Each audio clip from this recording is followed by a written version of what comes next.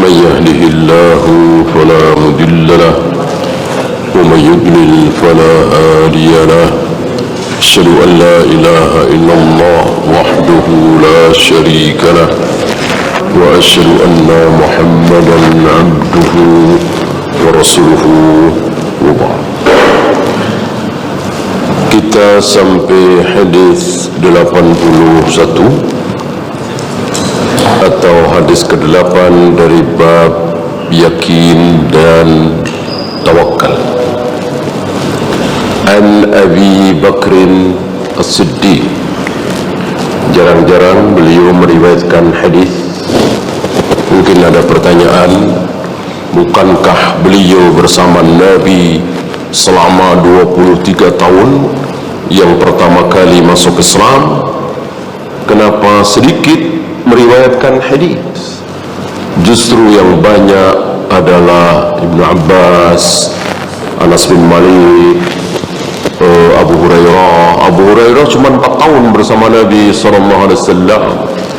Tapi kenapa jauh lebih banyak meriwayatkan hadis daripada Abu Bakar? Jawabannya mudah sekali. Apa?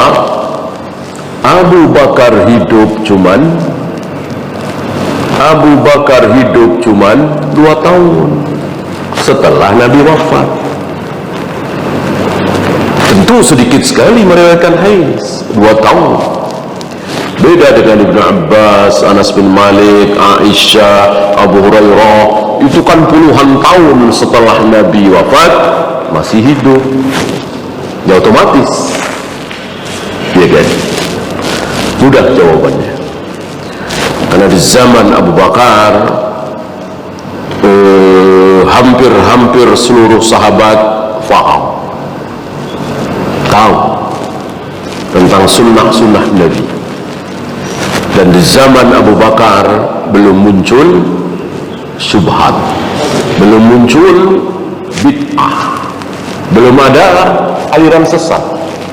Seluruh kaum muslimin di zaman Abu Bakar adalah salafi, ahlus sunnah, al-firqatul najiyah, at-taifatul mansurah. Gak ada satupun orang Mu'tazilah hari itu, orang Jahmiyah satupun belum ada, Asy'ariyah, Maturidiyah, Rafidah apalagi belum ada ketika Abu Bakar masih hidup. Diteruskan oleh Umar 10 tahun, keadaan masih sama, belum ada syubhat, belum ada bid'ah, belum ada firqah, aliran sesat. Ini sedikit jawaban kenapa Abu Bakar sedikit sekali meriwayatkan hadis. Ini salah satunya.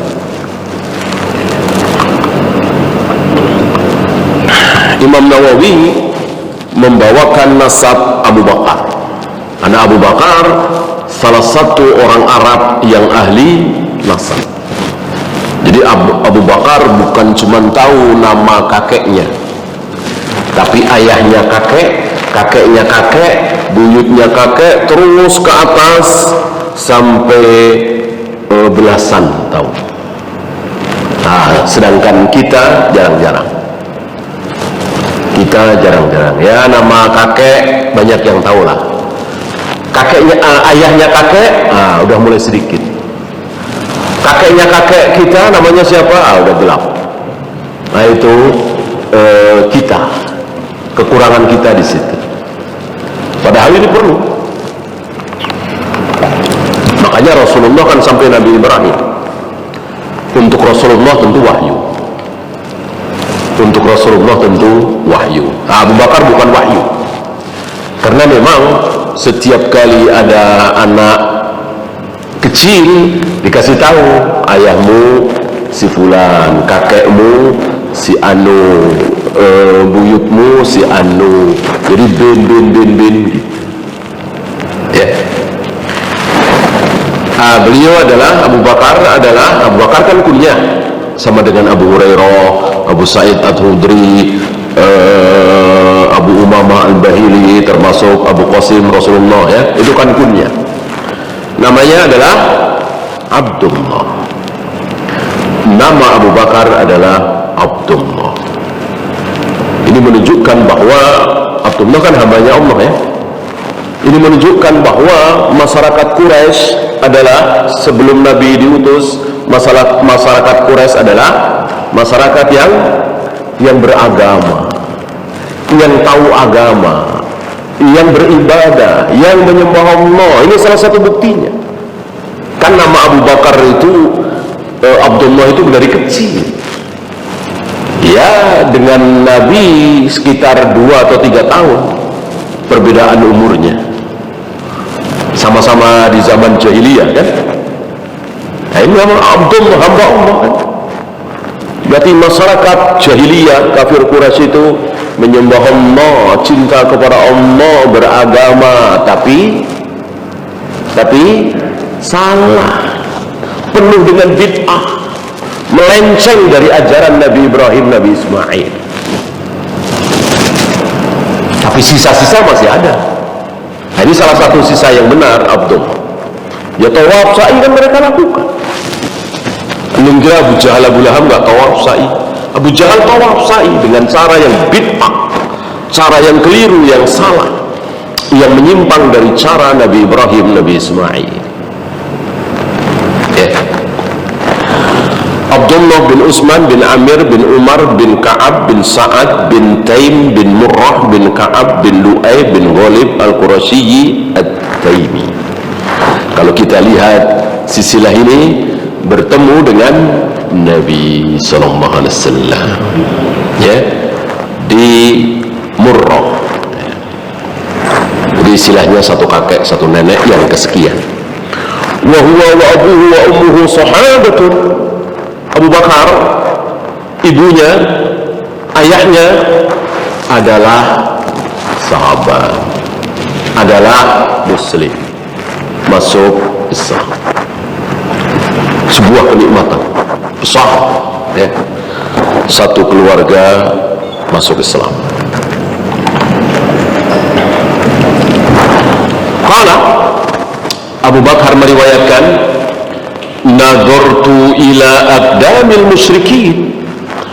Aku melihat telapak-telapak kaki orang-orang musyrik. Kapan ini? Melihatnya dari mana? Dari gua. Gua apa? Gua Thur. Persembunyian beliau bersama Nabi SAW ketika berangkat hijrah. Kan dikejar-kejar oleh kafir Quraisy. Nabi bersama Abu Bakar bersembunyi di Gua Thur, dan pemuda-pemuda Quraisy dan lain-lain itu sudah siap mencari, siap membunuh dengan senjatanya. Nah, di mulut gua itu sampailah pemuda-pemuda kafir, dan kakinya dilihat oleh Abu Bakar dan Nabi sallallahu alaihi wasallam. Banyak cerita tentang ini, salah satunya sarang laba-laba. Kemudian ada lubang-lubang ular yang ditutup oleh Abu Bakar. Abu Bakar mengkhawatirkan jangan sampai ular itu menggigit Nabi sallallahu alaihi wasallam, biar menggigit tanganku saja. Inilah Abu Bakar siap mati demi Nabi sallallahu alaihi wasallam. Nah, Abu Bakar sebagai manusia biasa, bukan Nabi, bukan Rasul, ada rasa takut. Ada rasa takut karena hampir 100 pemuda yang siap membunuhnya di depan mulut gua. Nadhartu ila aqdamil musyrikin. Aku melihat telapak kaki orang-orang musyrik itu. Wa nahnu fil ghar, saat kami, aku bersama Nabi berada di gua. Dan kisah ini, peristiwa ini diabadikan oleh Allah dalam Al-Quran. Ya, idh qala lis-sahibihi, satu-satunya sahabat yang dinyatakan sebagai sahabat oleh Al-Quran. ya. Adapun Umar, Utsman, Ali, Zubair, Thalha, Abu Hurairah, tidak ada pernyataan Al-Quran yang mengatakan bahwa mereka sahabat. Tentu mereka jelas sahabat. Nah, Abu Bakar lah satu-satunya sahabat yang dinyatakan sebagai sahabat di dalam Al-Quran. Idh qala li sahibihi, ketika Muhammad berkata kepada sahabatnya, yang dimaksud Abu Bakar, idhuma fil ghar, ketika mereka berdua di dalam gua. Ya. Apa ucapannya? Nah, mari kita lihat.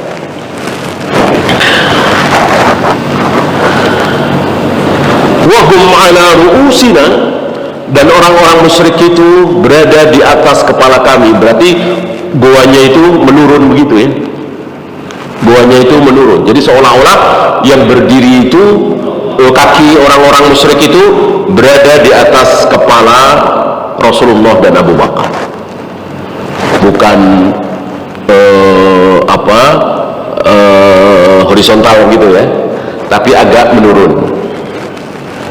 Fakultu, aku berkata kepada Rasulullah, ya Rasulullah, lau anna ahadahum nadhara tahta qadamaihi, ya Rasul, seandainya salah satu dari mereka merunduk dikit saja, merunduk melihat dari arah bawah, la absorona, tentu mereka akan lihat kita. Seandainya salah satu dari mereka merunduk sambil melihat ke dalam, kita kelihatan, kita ketahuan. Ketakutan Abu Bakar, ketakutan yang wajar tentu, wajar sekali. Ketakutan seperti ini wajar, manusiawi. Yang tidak wajar itu masih 30 tahun lagi, masih 40 tahun lagi kita sudah ketakutan. Anak saya nanti mau kerja apa, mau makan apa, padahal masih 20 tahun lagi, 20. Ini nggak wajar. Ini was-was syaitan. Ya. Ini cari kerja susah, ini begini. Kalau anak saya enggak saya didik, ya. Oh, kalau cuman pesantren, kalau cuman ngaji, mau kerja apa? Ini enggak, ketakutan yang enggak wajar. Kalau ini wajar, ketakutan seperti ini wajar. Ya Rasul, seandainya salah satu dari mereka merunduk sedikit saja ke bawah, habis kita, ketahuan kita. Apa jawab Nabi? Nah, inilah jawaban seorang Nabi, jawaban seorang Rasul, jawaban seorang manusia yang betul-betul sikoh yakin bahwa Allah akan menolongnya. Persis yang waktu itu kita baca, ketika Nabi ditanya, yang akan menolongmu siapa? Wahai Muhammad. Sementara si laki-laki perkasa itu sudah memegang pedangnya, dan Rasul sedang duduk di bawah, nyender di pohon. Yang akan menolongmu siapa? Langsung dijawab dengan Allah. Ya. Nah, ini mirip. Nabi menjawab dengan nada pertanyaan, ma dhannuka ya Abu Bakrin, bagaimana persangkaanmu wahai Abu Bakar, bi'ithnaini, dengan dua orang nih, Allahu thalithuhuma, yang ketiganya adalah Allah. Jadi Abu Bakar, kita ini bukan berdua, kita tidak sedang berdua, kita bertiga, aku, kamu, Allah. Ya, gimana takut? Bertiga dengan Allah, ini melawan jangankan ratusan pemuda, mau jutaan pasukan, mau ribuan tank, lapis baja, bom nuklir segala macam, bertiga bersama Allah. Ini luar biasa. Jawaban yang luar biasa, tentu menenteramkan hati Abu Bakar. Jawaban ini hilang rasa takut Abu Bakar. Gimana? Orang bersama Allah. Dan Allah sudah berjanji di beberapa ayat hadis, Allahu mutimmu nurihi, Allah pasti akan sempurnakan cahaya Islam ini. Nggak mungkin Islam belum selesai, wahyu belum turun semua. Kalau mungkin, berarti tidak ada kalimat itu. Seperti Nabi Yahya, Nabi Zakaria, kan nggak ada jaminan dari Allah engkau tidak mungkin dibunuh, nggak ada. Adapun Rasulullah sudah ada jaminan. Oleh karena itu berapa banyak Nabi, Rasul dari Bani Israel dibunuh oleh kaumnya sendiri, Bani Israel. Memang nggak ada jaminan. Adapun Nabi Muhammad SAW sudah ada jaminan. Nggak mungkin meninggal sebelum risalah sempurna.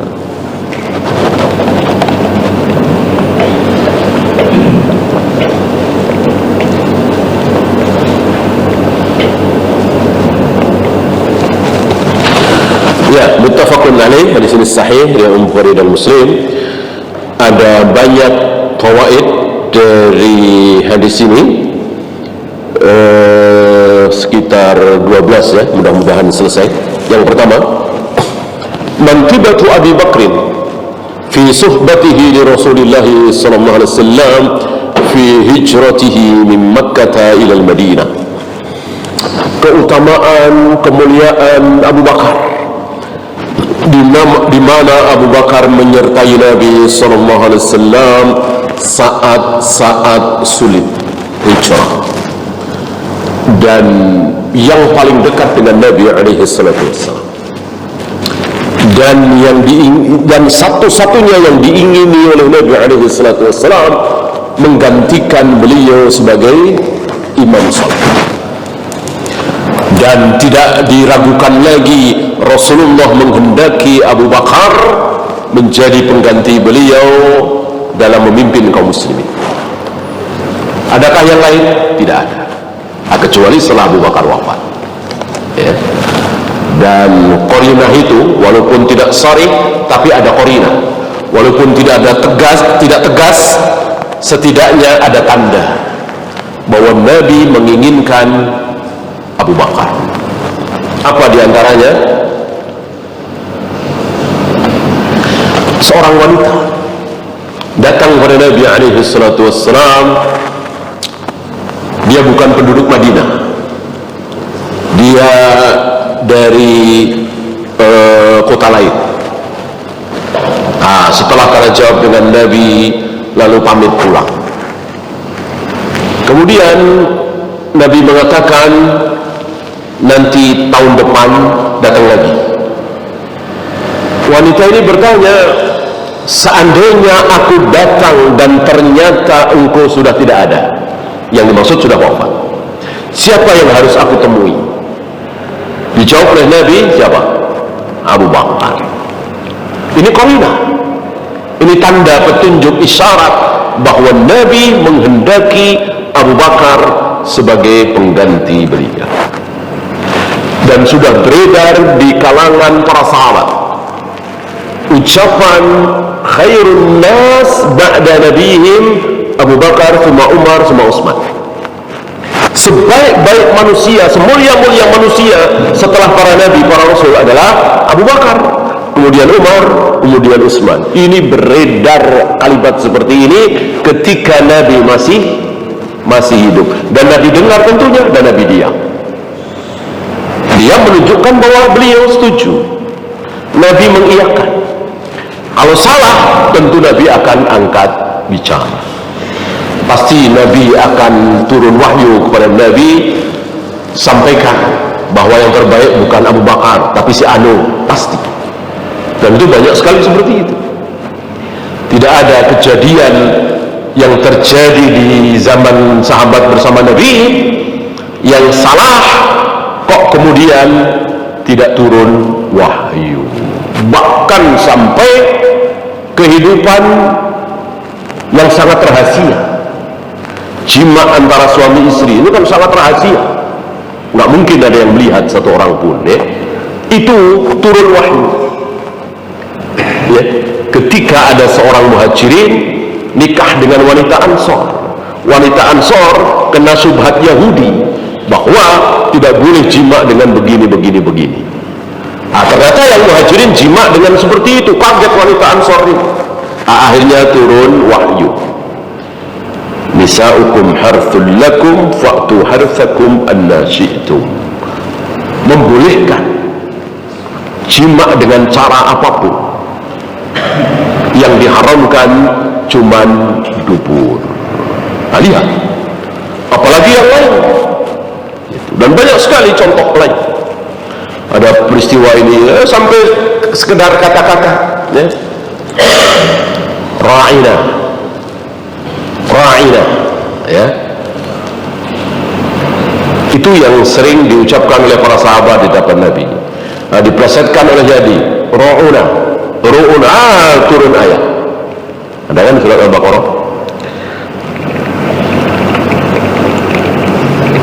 Jadi para aimah menyimpulkan setiap kali ada sebuah kejadian pada diri Rasul dan para sahabat yang salah, yang keliru, pasti akan turun ayat, pasti akan turun wahyu. Yang kedua, syiddatu iswaki Abi Bakr radhiyallahu anhu. Abu Bakar sangat-sangat mengkhawatirkan Nabi sallallahu alaihi wasallam, lebih khawatir daripada mengkhawatirkan diri sendiri. Contohnya ular tadi. Abu Bakar rela digigit ular berbisa daripada ular itu menggigit Nabi sallallahu alaihi wasallam. Ya. Dan ini sekedar contoh. Ini bukan satu-satunya contoh. Banyak contoh lain dan banyak sahabat yang berbuat seperti itu. Dan itu memang wajib. Para sahabat tidak boleh menyelamatkan diri sementara Rasul celaka. Haram bagi para sahabat.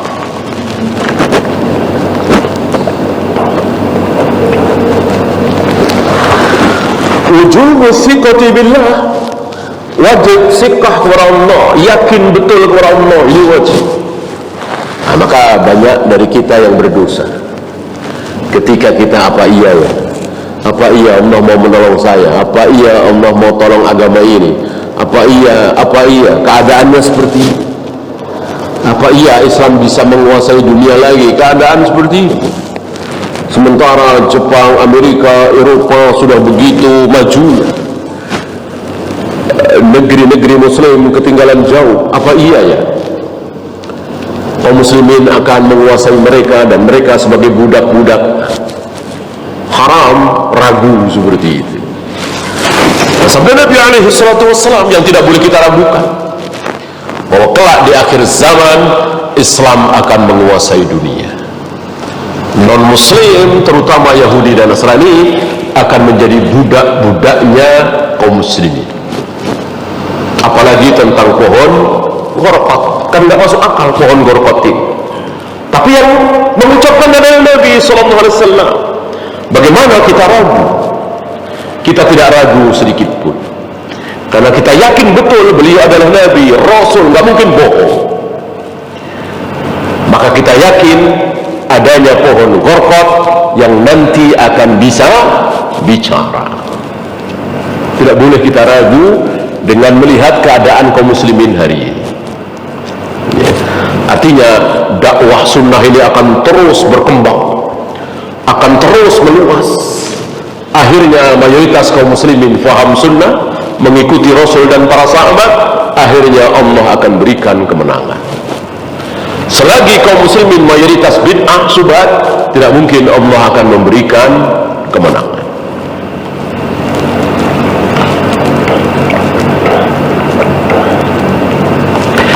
Inayatullah ta'ala bi anbiya'ihi wa awliyaihi.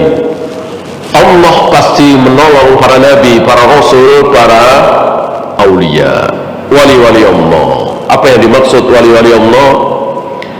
Yang bisa gelar sajadah di atas air, yang sebentar sholat di sini, sebentar sholat di Mekah?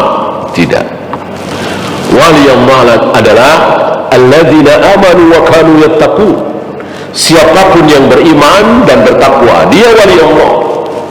Bagaimana beriman? Tentu tidak syirik. Bagaimana bertakwa? Tentu tidak berbuat bid'ah. Maka ketika seorang muslim tidak berbuat syirik, tidak berbuat bid'ah, dia melaksanakan perintah Allah, salat, puasa, zakat, haji, dia menjauhi larangan Allah, jauh dari zina, dari khamr, dari judi, dari korupsi dan seterusnya, maka dia wali Allah. Nah, hari ini berkembang di masyarakat seolah wali itu harus sakti, wali itu harus punya karomah, wali itu harus punya keajaiban-keajaiban. Apa keajaiban yang dimiliki oleh Abu Bakar? Ya. Apa keajaiban karomah yang dimiliki oleh Utsman? Nggak ada. Kalau Umar kan ada, suaranya terdengar sampai Baghdad. Ya, ketika khutbah Jumat di Masjid Nabawi. Aisyah apa? Karomahnya, keajaibannya. Maka apakah kita katakan Aisyah bukan wali? Utsman bukan wali? Kalau Utsman, Ali, Zubair, Talha, Aisyah bukan wali, maka tidak akan ada wali di muka bumi. Mereka adalah wali-wali terbesar, kekasih-kekasih Allah terbesar. Wali itu kan kekasih.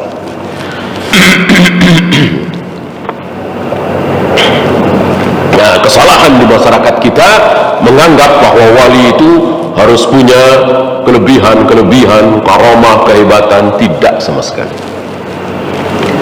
Bahkan banyak yang menipu. Sebetulnya itu adalah sihir, tapi orang awam tertipu menganggap itu karomah. Padahal itu sihir. Sihir jelas dari setan, bukan dari Allah Rabbul Alamin. Ya, tentu dengan izin Allah. Inna lanansuru rusulana, ini beliau membawakan ayat, sungguh kami akan tolong rasul-rasul kami, walladzina amanu, dan kami akan tolong pula orang-orang yang beriman, fil hayatid dunya, di kehidupan dunia, wa yauma yakumul asyhad, dan pada hari tegak persaksian.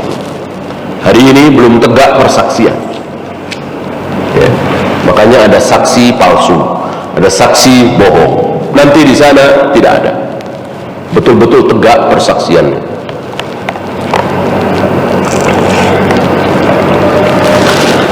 Ini bukan berarti bahwa wali, nabi, rasul nggak mungkin dibunuh, bukan. Ini sebuah kesalahan anggapan seperti itu. Jadi mentang-mentang pasti ditolong oleh Allah, nggak mungkin bisa dibunuh, nggak mungkin bisa dipenjara, nggak mungkin bisa disiksa. Salah. Nabi Yahya, Nabi Zakaria dibunuh, dan masih banyak lagi nabi-nabi yang dibunuh. Nabi Yusuf dipenjara, Nabi Ibrahim dibakar, dan begitu seterusnya.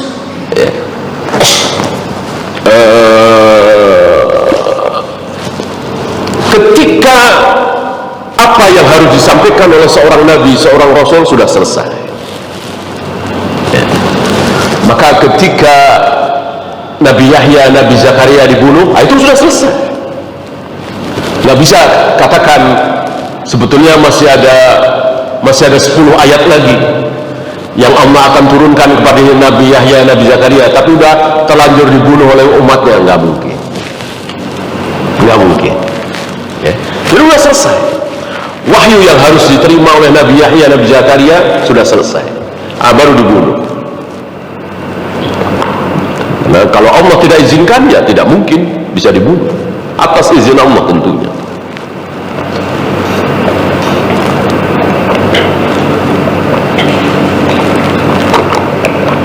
Sekalian Allah tunjukkan kepada manusia betapa bejatnya Bani Israel. Nabinya dibunuh.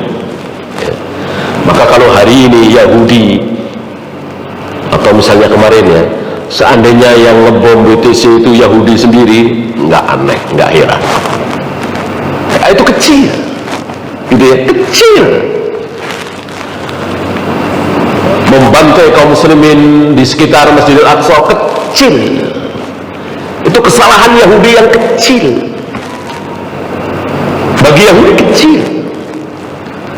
Orang, para nabi, para rasul aja dibunuh, Al-Quran menjadi saksi. Maka hari ini mereka berbuat biadab, super biadab, biasa. Ya, maka kita yang baca ayat, baca hadis nggak heran, ya, nggak kaget. Gitu. Ya kalau Yahudi baik, Bani Israel baik, total Al-Quran. Yahudi mau berdampingan dengan kaum muslimin di Palestina, bagilah jalur Gaza sini ya, saling damai. Bukan Yahudi kalau begitu, ya. Bukan Yahudi, salah Al-Quran. Soal Al-Quran salah. Justru kita menyaksikan Yahudi yang super biadab seperti itu, kita sedang menyaksikan kebenaran Al-Quran. Maka yang difikirkan oleh kaum muslimin hari ini bukan mendamaikan Yahudi dengan kaum muslimin Palestina, nggak mungkin. Gimana caranya kita bantai Yahudi, itu yang harus dipikirkan. Dan memang Yahudi harus diingatkan, ketika kaum muslimin jaya, Yahudi pasti terpuruk. Ketika Yahudi jaya, kaum muslimin pasti terpuruk. Sekarang sedang, ya, 1000 tahun lebih mereka terpuruk, kaum muslimin jaya. Nah sekarang mereka sedang jaya, kaum muslimin terpuruk, wabil khusus saudara-saudara kita di Palestina.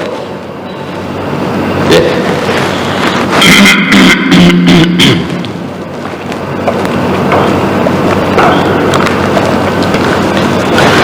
Syaja'atun Nabi sallallahu alaihi wasallam, keberanian Nabi sallallahu alaihi wasallam. Salah satu sifat menonjol pada diri Nabi sallallahu alaihi wasallam, selain beliau pemalu, dermawannya melebihi angin. Ya, angin kan dermawan sekali, ya. Nggak disimpan-simpan, nggak pilih-pilih. Itu bahasa sahabat mengutarakan bagaimana kedermawanan Nabi sallallahu alaihi wasallam. Tidak pernah mengatakan tidak ketika ada yang meminta.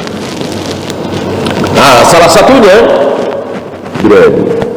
keberanian beliau luar biasa. Ini salah satunya.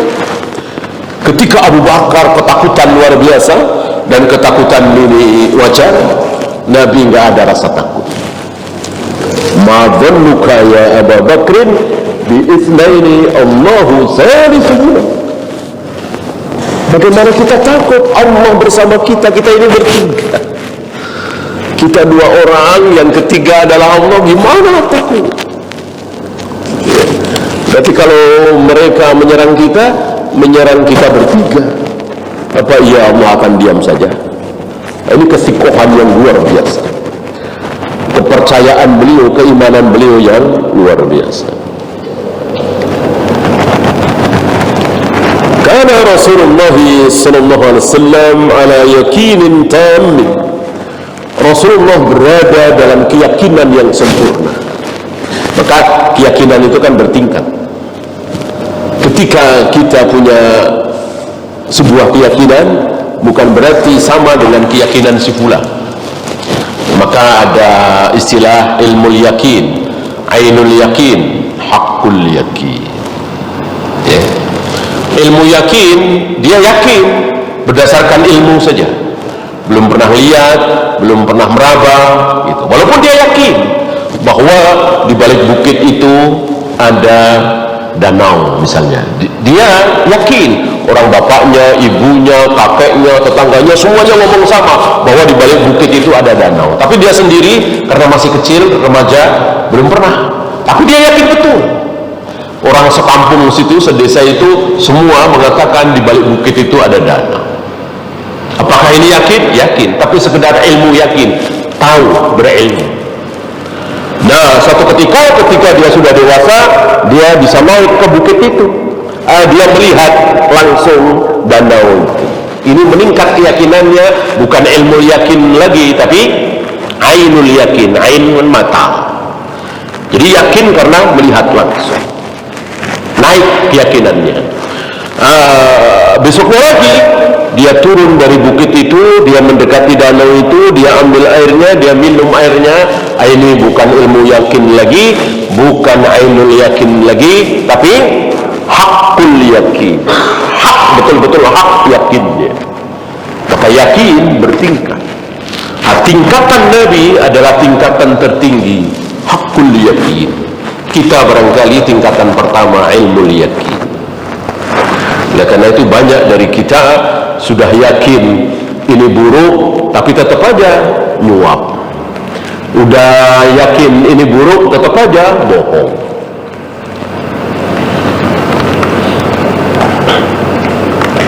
Karena rapuhnya keyakinan, sekedar ilmu saja.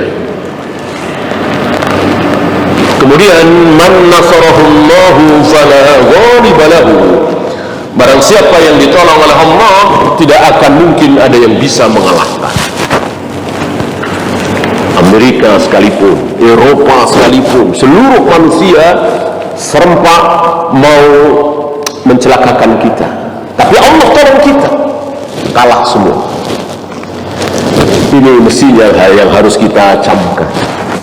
Nah, sebaliknya yang masuk ke telinga kita, ke hati kita, ucapan iblis, ucapan syaitan. Kalau nggak mau nyuap, mana mungkin bisa menang tender? Nggak ada yang begitu, ya. Kalau nggak bohong-bohong, mana mungkin orang mau beli, ya. Kalau nggak nyuap, nggak mungkin dapat SIM. Harus nyuap. Ayo. Yang masuk ke kita ucapan iblis ini. Jadi kayaknya nyuap itu harus, bohong itu harus. Jadi kita mengikuti arus. Musa'un ka husa'is sayid. Buih kan mengikuti arus, ya. Nah, mestinya kita tampil untuk melawan arus. Ya biarin orang bohong, saya nggak mau bohong. Biarin orang nyuap, saya nggak mau nyuap. Kalah tender ya sudah, menang alhamdulillah. Gitu. Kalau nggak ya keluar dari lingkaran itu. Kalau jadi pegawai negeri harus begini, harus, ya sudah saya keluar. Lalu gitu. Jangan putus asa. Nggak mungkin lah. Harus bohong, harus begini, harus sumpah palsu, harus suap, gitu. Harus minimal ngasih hadiah. Hadiyatul ummal riswah. Hadiah untuk para pekerja pemerintah, istilah kita PNS, riswah, suap. Ya. Kalau pegawai swasta masih bisa, masih ada celah. Walaupun celah itu tipis ya, tapi setidaknya ada. Dan kita melihat contohnya, pegawai restoran misalnya, adakah uang tip yang halal bagi pegawai restoran? Ada. Ada. Dengan syarat diizinkan oleh yang punya restoran. Gitu. Artinya masih ada celah. Kalau pegawai negeri tidak bisa. Tidak bisa. Maka memberikan hadiah kepada pegawai negeri berarti nyuap, riswah.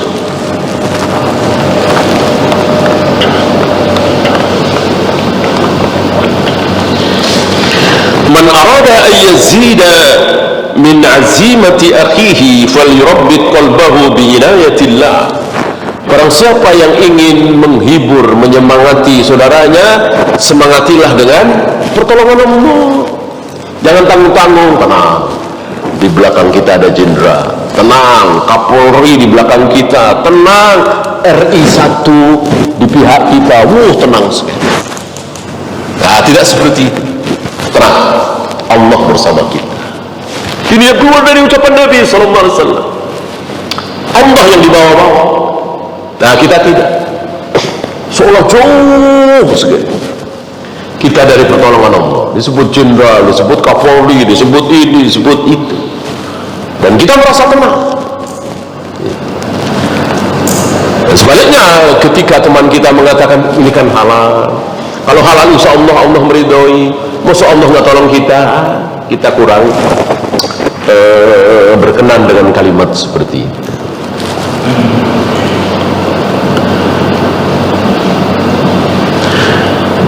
Saya pilihkan beberapa saja mengingat waktu. Wujubul hijrati min daril kufri ila daril islam. Wajib hijrah, wajib. Maka yang tidak berhijrah dosa. Dari mana? Dari negeri kafir ke negeri Islam. Maka siapapun yang sedang tinggal di Jepang misalnya, Amerika misalnya, Inggris, Prancis, Jerman misalnya, wajib pindah ke negeri Islam. Silakan pilih, apa Malaysia, apa Brunei, apa Saudi, apa Yaman, apa Mesir, apa Indonesia. Ini negeri-negerinya kaum muslimin. Tentu dengan syarat dia mampu. Ya, kalau dia nenek-nenek masuk Islamnya baru 3 bulan, 4 bulan lewat internet, ya tentu nggak sanggup. Jangankan hijrah, puasa aja nggak wajib, haji aja nggak wajib kalau tidak mampu, padahal rukun Islam. Hijrah lebih tidak wajib lagi kalau tidak mampu. Artinya mampu, dia masih muda, ada dana, bisalah untuk pindah ke Indonesia misalnya, ke Mesir misalnya, ke Saudi misalnya, wajib pindah.